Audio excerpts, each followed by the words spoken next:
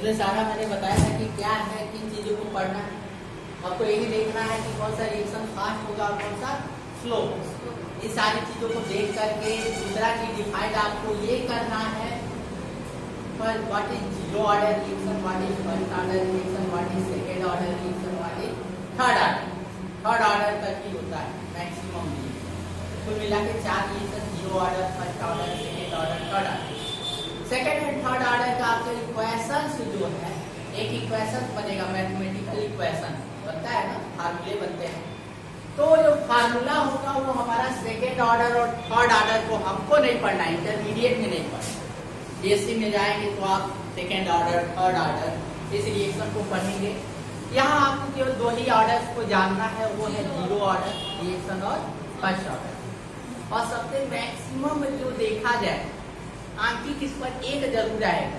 कुल मिला के देखिए, अगर 70 नंबर का पेपर है तो केमिस्ट्री है लिखने वाला सब्जेक्ट है, लेकिन कम से कम 12 या 13 नंबर का आंकिक इसमें भी मिल जाएगा। तो जैसे मैंने बताया कि पहला चैप्टर ठोस अवस्था, दूसरा चैप्टर, तीसरा चैप्टर और ये क्या है चौथा चैप्टर। इन चारों चैप्टर से कहीं ना कहीं आंकिक वाले। और केमिस्ट्री को अगर हम पार्ट में डिवाइड करते हैं तो केमिस्ट्री को 3 पार्ट में डिवाइड किया गया है। एक होता है अकार्बनिक, एक होता है कार्बनिक, एक होता है भौतिक रसायन। और भौतिक रसायन के अंतर्गत ये सारी चीजें आती है। ठोस अवस्था हुआ, विलयन हुआ, एक पृष्ठ रसायन हुआ, या जो बताए थे अरे विद्युत रसायन हुआ। ये जो है चैप्टर हमारा रासायनिक बलगति, ये भी किसके अंतर्गत आएगा, फिजिक्स के। जैसे हम लोग क्या है कि फिजिकल केमिस्ट्री के अंतर्गत क्यों आएगा, क्योंकि गति से संबंधित सारे नियम किसमें है, फिजिक्स में। ये गति जो सब्जेक्ट है वो किससे रिलेटेड है, फिजिक्स से। तो जाहिर सी बात है जो ऊष्मा गति होगा, चाहे ये रासायनिक बल गति है, सब अकॉर्डिंग किसके होंगे, फिजिक्स से। लेकिन केमिस्ट्री में इसका अगर उपयोग होता है तो हम इसको फिजिकल केमिस्ट्री कहते हैं। जैसे आप अगर बायो के स्टूडेंट हैं तो कहीं ना कहीं आप जानिए कि बायो में भी एक केमिस्ट्री होती है जिसको बायो केमिस्ट्री, उसमें मानव शरीर के अंदर होने वाली सारी रिएक्शन, सभी चीजों को, भी तो वहाँ भी रिएक्शन बनेंगे, केमिस्ट्री का रूल्स वहाँ भी फॉलो होगा। तो वो सारी चीजें हम किसके अंतर्गत अध्ययन करते हैं, बायो केमिस्ट्री। तो ये है हमारा रासायनिक बलगति। इसमें जो पहला जो हेडिंग होगा वो होगा तीव्र अभिक्रिया। तीव्र अभिक्रियाएं।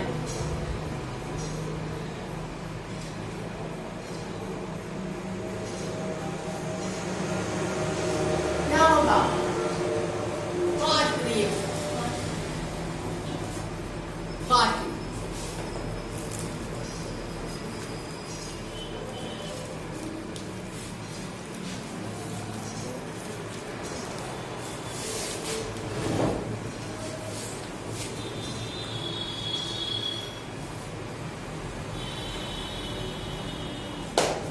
देखिए रे अभिक्रियाएं, रे अभिक्रियाएं, जिनका जिनका वेग बहुत अधिक, वेग बहुत अधिक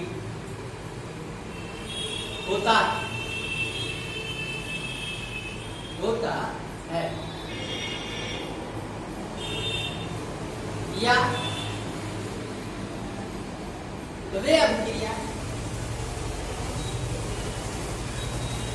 जो लगभग 10 के घात -3 सेकेंड, बहुत कम समय हुआ, 10 के घात -3 सेकेंड यानी 1 सेकेंड का 1000वां, 1 सेकेंड का 1000वां आज 10 के घात -3 सेकेंड में पूर्ण हो जाती, वेरी फास्ट हमको दिखाना, पूर्ण हो जाती है, तीव्र अभिक्रियाएं कहलाती है।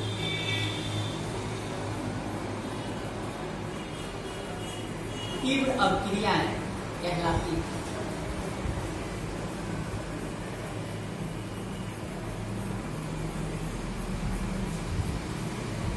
सामान्य प्रायोगिक विधियों द्वारा, सामान्य प्रायोगिक विधियों द्वारा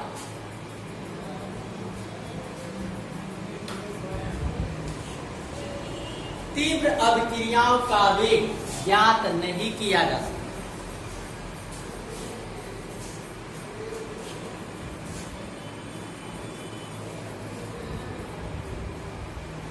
ज्ञात नहीं किया जा सकता है। अब यहाँ एक चीज बाबू ध्यान दे, एक पहली चीज तो तीव्र अभिक्रिया क्या है, तीव्र, एक और तीव्र अभिक्रिया की अगर यहाँ डिफिनीशन देंगे तो बहुत ज्यादा जो तीव्र रहेगा उसका डिफिनीशन हम देंगे। अर्थात ये अभिक्रिया है जो लगभग 10 के घात -3 सेकेंड, बहुत छोटा समय, समझिए कि 1 सेकेंड का 1000वां, उतने ही समय में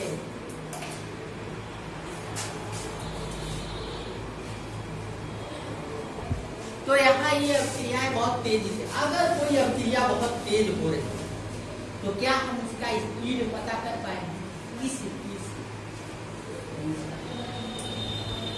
जैसे अगर हम कहें कि स्पीड ऑफ लाइट सबसे अधिक है ना, लेकिन स्पीड ऑफ लाइट किसी चीज से मापा जा सकता है?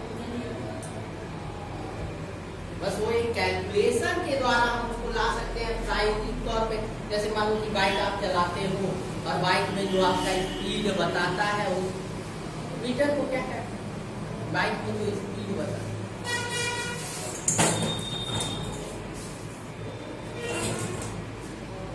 बाइक में जो स्पीड बताता है उस मीटर को हम लोग क्या कहते हैं? वेग, स्पीड।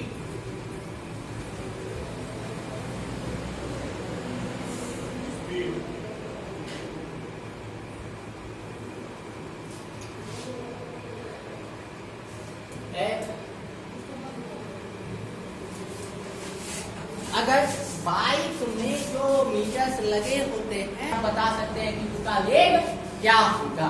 एक्सपेरिमेंट नहीं कर सकते, एक्सपेरिमेंट इसलिए नहीं हो पाएगा क्योंकि 1 सेकेंड के 1000वें भाग का कैलकुलेशन हम ऐसी बात है। अगर आप स्टॉप वॉच अगर स्टार्ट करोगे तो एक होता है सेकेंड और एक होता है सेकेंड से भी होता है जो बहुत फास्ट चलता है, उसको आप काउंट भी नहीं करते चलता है ना, तो उसको जान ही नहीं पाओगे कब से 6 पता ही नहीं चलता है उतना क्यों। और वो भी लेके कहाँ से कहाँ तक बढ़ता है, 1 से लेके 60, जैसे सेकेंड 60 तक बढ़ा तो 2 मिनट में कन्वर्ट हो जाएगा ना, उसी तरह से होगी। तो यहाँ हम इस चीज को कभी ज्ञात नहीं, अगर वेरी फास्टर रिएक्शन है, बहुत तीव्र अभिक्रिया है तो हम उसके वेग का निर्धारण नहीं कर सकते। आगे लिखिएगा उदाहरण,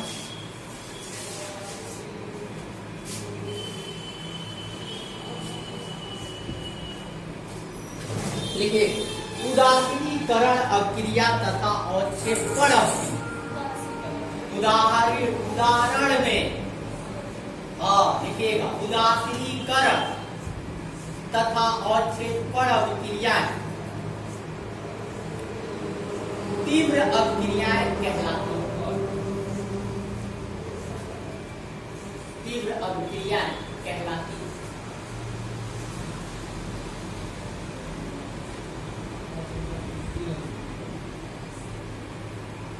उदासीनीकरण न्यूट्रलाइजेशन रिएक्शंस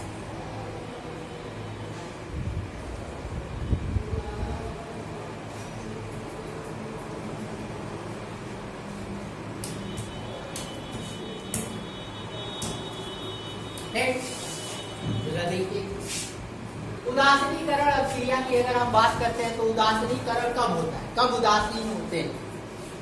उदासीनीकरण अभिक्रिया क्या है कोई बताएगा? हाई स्कूल का ही है, अब ये मत कहना कि सर बताते नहीं पूछते। जल का बनना है, अम्ल और क्षार की क्रिया कराएंगे। एक हम अम्ल ले ले HCl प्लस एक क्षार ले ले, क्षार हमारा है NaOH। अब अम्ल क्या करता है, H पॉजिटिव आयन देता है और क्षार क्या करता है, OH निगेटिव आयन। अब इसमें से कौन ये अम्ल है हाइड्रोक्लोरिक एसिड है ना, और ये क्षार है सोडियम हाइड्रोक्स। ये OH दी, ध्यान से देखिए और लेके चले गए 9th में जैसे बताते हैं वैसे नहीं, पता तो रहता नहीं, बंदूक उठा के चले आते।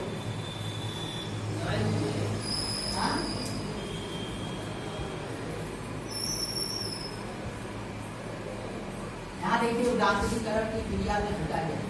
जाहिर सी बात है ये एसिड है, ये चटेगा, ये क्षार है, ये OH चटेगा और H और OH मिलकर के क्या बनाएंगे, जल के gives H2O plus H2O।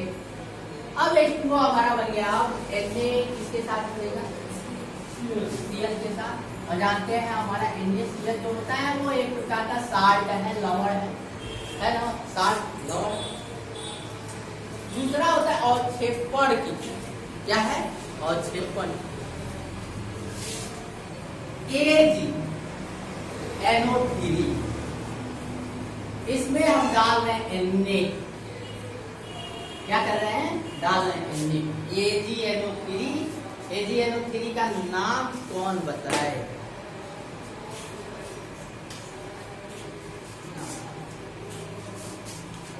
AgNO3 क्रिया पहले समझिए क्या होता है। कोई हमारा सॉल्यूशन और सॉल्यूशन है वो कोई सॉलिड पदार्थ मिला या अवक्षेपण की क्रिया को ये जानना है ना, सिंपली ये समझिए। दूध है, दूध एक प्रकार का हमारा क्या है, विलेय सॉल्यूशन। और ये दूध जब सॉल्यूशन है अर्थात किसका किसके सॉल्यूशन है, द्रव में ठोस।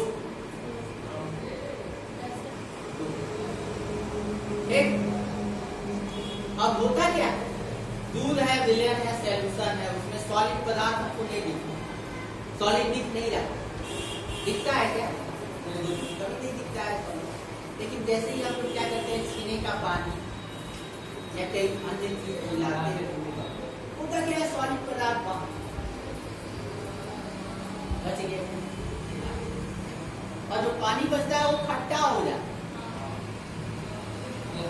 पानी जो होता है उसी कहते हैं छेने का पानी, वही है। जैसे दूध से दही बनाने के लिए दही को ही जोड़न का काम मिला, उसी तरह पनीर बना, जो पनिया बच गया वही क्या है, छेने का पानी, फिर उससे हम पनीर बना है ना। जैसे दूध से दही को बनाना है तो दही से दूध में दही को डाल देंगे फिर दही बन जाएगा, उसी दही को दूसरे दूध में डालेंगे फिर दही बन जाएगा, दही को दूसरे दूध में डालेंगे दही बन जाएगा। तो ये जो अवक्षेपण की क्रिया होती है इसमें देखिए हम देखो करना क्या है, ये है सिल्वर, ये है सोडियम, कौन किसको हटाए, ये भी यहाँ ये नहीं है कि कोई भी रहेगा तो इसको हटा दे। अब करेगा क्या, सोडियम जो होता है अधिक क्रियाशील होता है, वेरी एक्टिव होता है, इतना क्रियाशील होता है कि जल से तुरंत ये हवा में आप नमी जहाँ पाएगा वहाँ, इसीलिए सोडियम को मिट्टी के तेल में रखा जाता है। इंटरमीडिएट में कहीं ना कहीं क्वेश्चन कभी कभी आ जाता है कि सोडियम को मिट्टी के तेल में क्यों रखा जाता है। सोडियम धातु है, लेकिन धातु होते हुए भी ये इतनी सॉफ्ट होती है कि इसको चाकू से भी हम काट सकते हैं, मोम जैसा ठीक है। ये सोडियम बहुत ज्यादा क्रियाशील होता है और सिल्वर जो होता है, चांदी जो होता है, बहुत कम क्रियाशील होता है ना, बहुत कम क्रियाशील, जल्दी क्रिया नहीं करता है, जल्दी काला नहीं। अब ये अधिक क्रियाशील है, ये ज्यादा ताकतवर है, ये कम ताकतवर है, ये इसको रिप्लेस करेगा, हटाएगा। Ag हमारा विलयन में से बाहर निकल जाएगा और क्या, NaNO3 बन जाएगा। अर्थात यहाँ सोडियम क्या किया, Ag को अवक्षेपित कर दिया, बाहर निकाल, ये सॉलिड में चांदी बाहर आई, ठीक। और ये पोटेशियम जाकर के यहाँ ये जो सोडियम है, सोडियम जाकर के इसके साथ विलयन को बना और सिल्वर को क्या कर देगा, बाहर। अगर चांदी का कोई भी विलयन है, और एक चीज बता दें, आप लोग जानते होंगे जो चांदी वे क्रिया जो बहुत मंद वेग से होती, वे क्रिया जो बहुत मंद वेग से होती,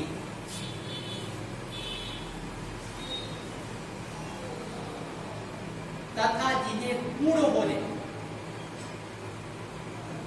तथा जिन्हें पूर्ण बोले, बहुत ऐसे लिखे, बहुत अधिक समय मत लिखिए, डिफाइन कर पूर्ण होने में कई महीनों का समय लगेगा।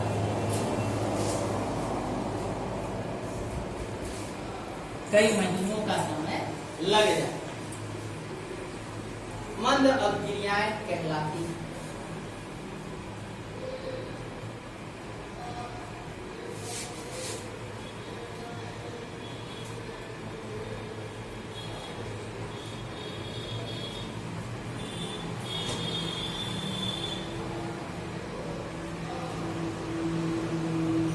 उदाहरण, महीने लगेगा, कई महीने बाद, कई सालों भी लग सकता है, कई 100 साल और होगा टाइम।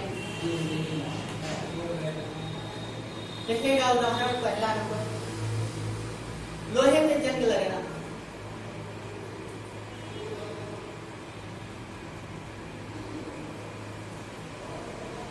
लोहे में जंग लगना। अब यहाँ देखिएगा लोहे में जो जंग लगना है उस रिएक्शन को हम दिखाएंगे, रिएक्शन को नहीं दिया गया है, ये स्लो रिएक्शन में आता है। कई महीने बाद अगर चीजें खरीद के हम लाएंगे तो महीने दिन तो लग ही जाएगा, जंग लगने लगेगा ना, महीने दिन लग जाता है। एक तो यहाँ टाइम जो होता है बहुत स्लो ये रिएक्शन होता है। और लोहे में जंग लगने के लिए क्या क्या चीजें आवश्यक है, क्या क्या होना चाहिए? क्या? ऑक्सीजन और ऑक्सीजन और लोहा जल को पकड़ ले।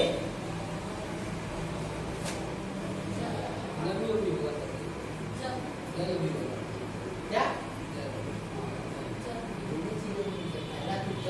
देखो क्या होता है, गर्मियों के सीजन में जल की गंध नहीं है क्योंकि उसमें वायुमंडल में जल की मात्रा नहीं, मॉइस्चर बहुत कम है। लेकिन बरसात आता है, ठंडी आता है, तब हवा जो वाटर लेवल है वो बढ़ता है। जैसे पूजा देखते ना मेहनत ठंडी बरसात और क्या हुआ, वो मॉइस्चर को लिया, वाटर को लिया, तभी तो महंगाया। एक उसी प्रकार जो लोहा होता है, दो चीजें जरूर होनी चाहिए, पहली चीज है ऑक्सीजन और दूसरा चीज है जल। एक ये हो गया Fe, ये हो गया लोहा, प्लस आपको चाहिए वो जल प्लस ऑक्सीजन O2। अब यहाँ जल की बात करते हैं तो जल का एक अणु नहीं रहेगा, बहुत सारे अणु रहते हैं। मान लीजिए अणुओं की संख्या कितनी है? X। से ये बनाएगा, ये लोहे में जंग लगने का reaction Fe2O3 dot X H2O। ठीक, अब बैलेंस करते हैं। पहले यहाँ दो कर दीजिए, ठीक, वो डॉटेड में डॉटेड यहाँ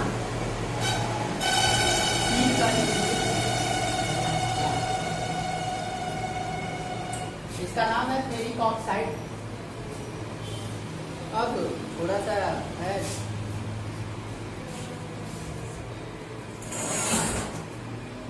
जो, चलिए इसको लिखिए पहले, लोहे में जंग लगा, इस रिएक्शन को भी हम दिखा देंगे। और लोहे में जंग लग गया, वो हमारा जंग ही है।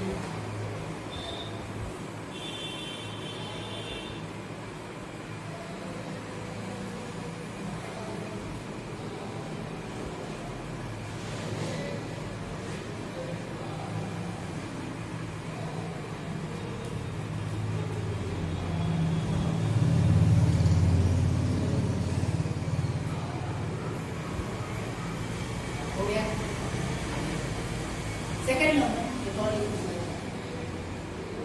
जल का बनना।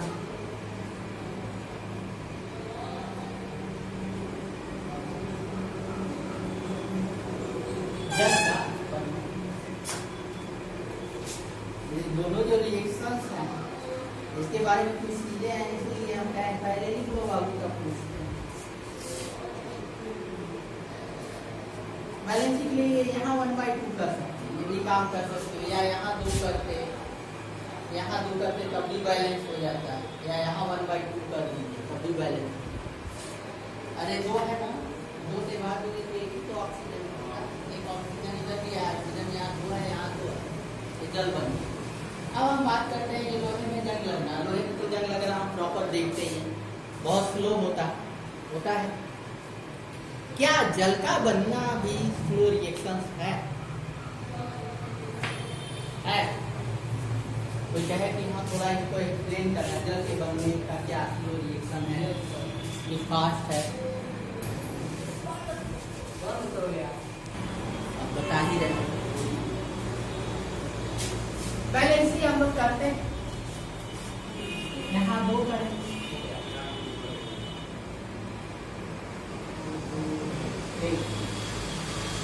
यह एक काम से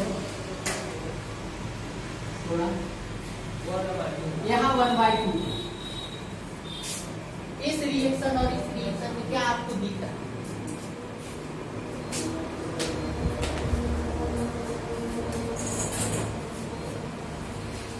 क्या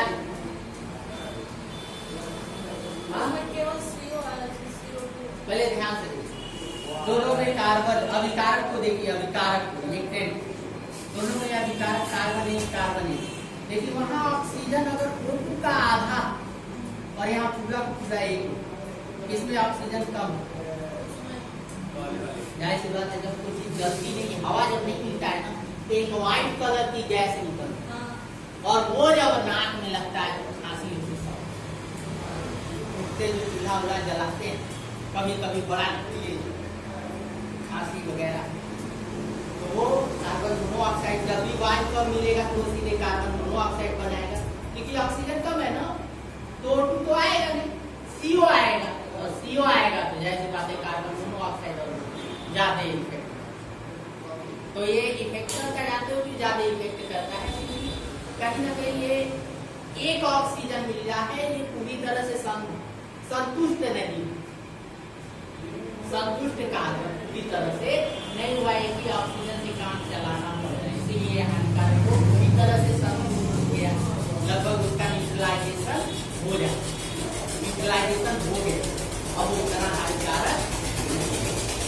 ये अगला है अब क्रिया का वेग, मस्ट इम्पॉर्टेंट आ गए, रेट ऑफ रिएक्शन। अब क्रिया का वेग जिसको हम लोग कहते हैं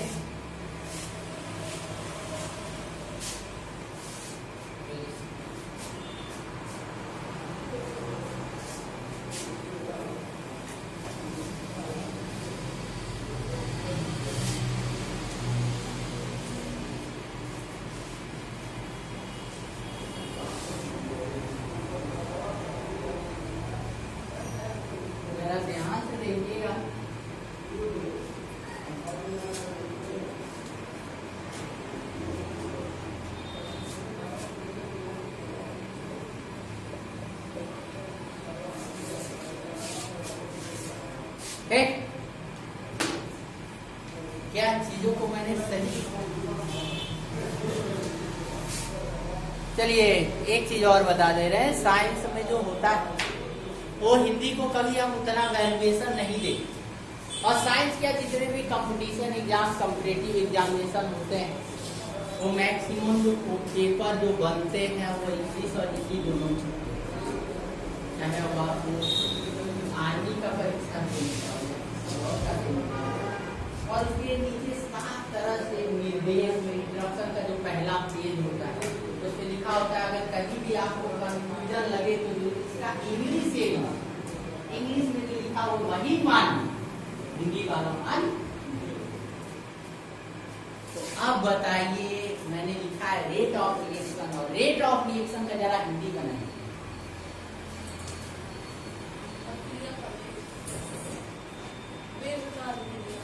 और रेट ऑफ रिएक्शन का हिंदी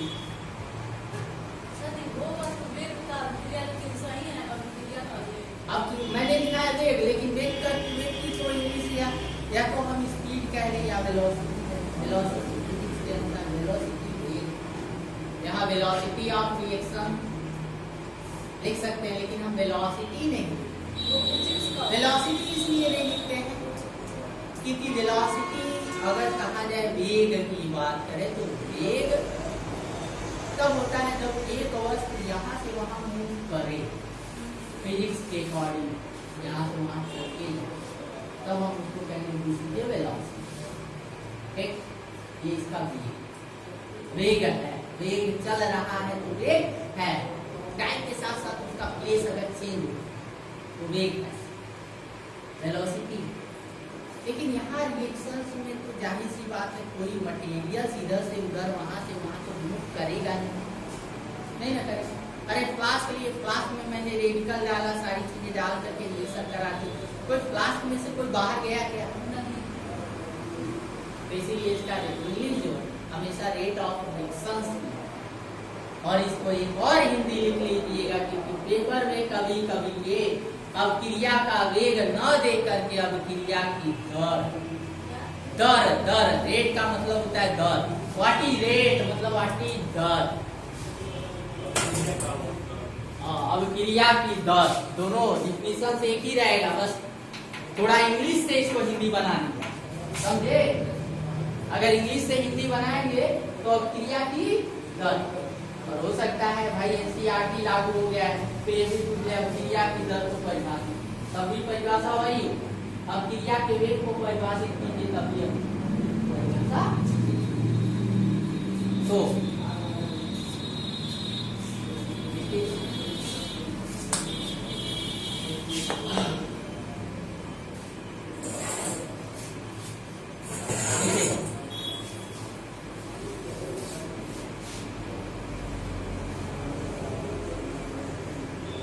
किसी अपक्रिया का वेग,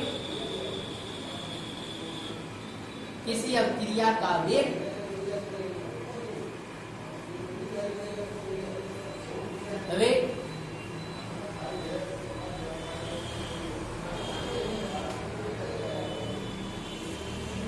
अभिकारक या किसी अपक्रिया का वेग एकांक समय, ऐसे एकांक समय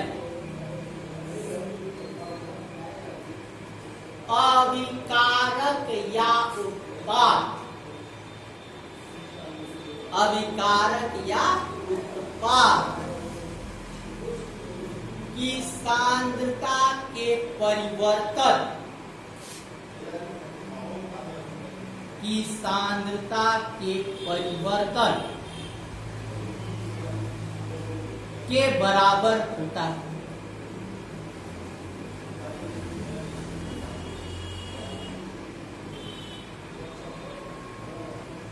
होता है।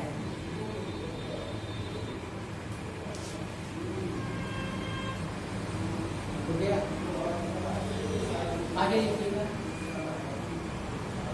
किसी अपक्रिया के वेग, किसी अपक्रिया के वेग, जैसे किसी का अपक्रिया का वेग, किसी अपक्रिया का वेग, ये थोड़ा सा टॉपिक चेंज है ना, किसी अपक्रिया का वेग अभिकारक की सांद्रता, अभिकारक की सांद्रता के अनुक्रमानुपाती,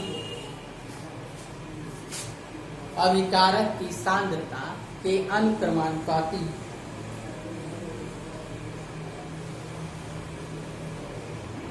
ठीक। अब आगे देखिएगा, मैंने कल ही बताया कि जब अभिकारक की मात्रा अधिक होगी तो अभिक्रिया जाती तेज होगी। जैसे आप 10 लकड़ी लेके चलाओगे तेजी जलेगा, होता है। तो अभिकारक की सांद्रता जितनी अधिक रहेगी अभिक्रिया का वेग उतना ही अधिक, अर्थात अभिक्रिया का वेग डायरेक्टली प्रोपोर्शनल टू होता है अभिकारक की सांद्रता, इसके डायरेक्टली प्रोपोर्शनल होगा अभिकारक की सांद्रता। अब अभिक्रिया का वेग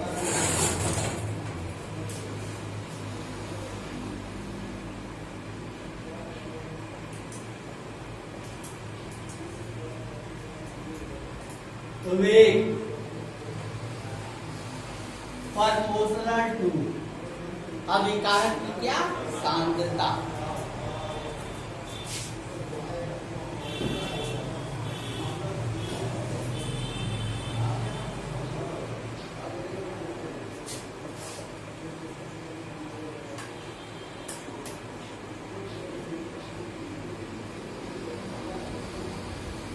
अगर फर्स्ट ऑर्डर रिएक्शन रहेगा तो केवल एक अभिकारक के सामने पर निर्भर करेगा। अगर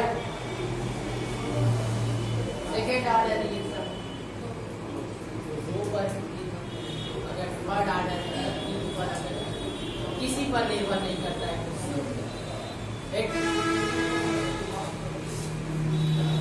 तो ये है हमारा ऑर्डर। क्या है? ऑर्डर। एन क्या है? अभिक्रिया की कोट, ऑर्डर। अब इसको थोड़ा सा वेट इक्वल टू परपोर्शनल को हटाने के लिए क्या लाते हैं?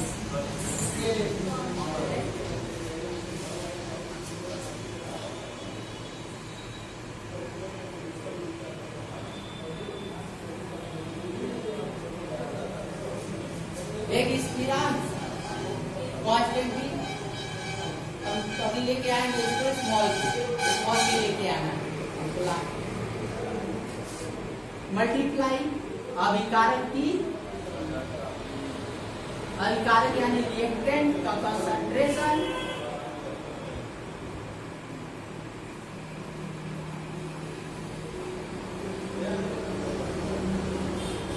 और इसका पावर कितना। कोई दिक्कत? क्या केवल हम एक कांस्टेंट लेके आए? अभी इस कांस्टेंट को मैंने लिखा नहीं है, स्मॉल के लिखा नहीं है, एक अभी लिखेंगे, थोड़ा सा डिफाइन करें।